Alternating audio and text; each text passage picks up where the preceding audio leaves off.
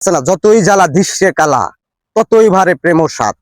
আসলে ভালোবেসে কাউকে পাওয়া এবং না পাওয়া, কোনটার মধ্যে সুখ?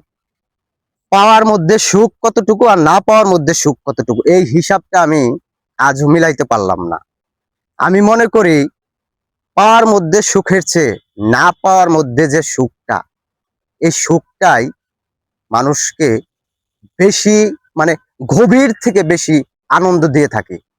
কারণ আপনি পাইলে তাকে তো সবসময় পাইলেন, আপনার কোনো চাহিদা থাকবে না, তার পাওয়ার আকাঙ্ক্ষা থাকবে না, তারে পাইছেন।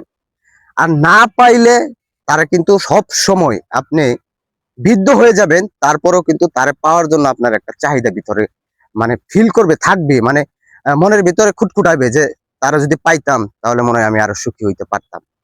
প্রকৃত পক্ষে কি চাওয়া এবং পাওয়া এবং না পাওয়ার মধ্যে দুইটার দুই রকম একটা সুখ। আসলে আমি মনে করি যেটা লাভ ম্যারেজ করে মানুষ বিয়ে করে, সেটা সেই ক্ষেত্রে অধিকাংশ মানুষই, বেশিরভাগই দেখা যায় তারা সুখী হইতে পারে না। তাদের বিভিন্ন কলহ লেগে থাকে। কেন? তারা একে অপরের সাথে আগে থেকেই পরিচিত, একে অপরের সমস্ত কিছুই আগে থেকে তারা জানে।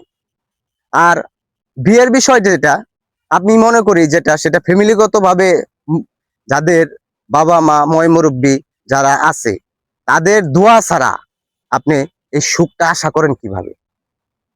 আপনি প্রেম করছেন, সেটা পারিবারিক ভাবে আপনি বিয়ে করেন, সবাইকে রাজি খুশি করে আপনি বিয়ে করেন, আপনি সুখী হইতে পারবেন। আপনি দুইজনের অমতে বিয়ে করবেন, মানে দুই ফ্যামিলির অমতে বিয়ে করবেন, সেখানে আপনি সুখটা কি জিনিস আপনি সেটা বুঝবেন না। সেটা ওই যে আপনার বাবা মা আপনাকে কষ্ট করে লালন পালন করছে, তাদের ভিতরের যে একটা কষ্ট, একটা হাহাকার, সেটা কিন্তু আপনার জীবনে লেগে থাকবে। সেটা আমরা আসলে বুঝি না, আমাদের যে বয়সটা, সেই বয়সে কিন্তু আমরা সেটা বুঝি না, ফিল করি না। প্রকৃত পক্ষে কিন্তু এই ঘটনাগুলোই হইতেছে।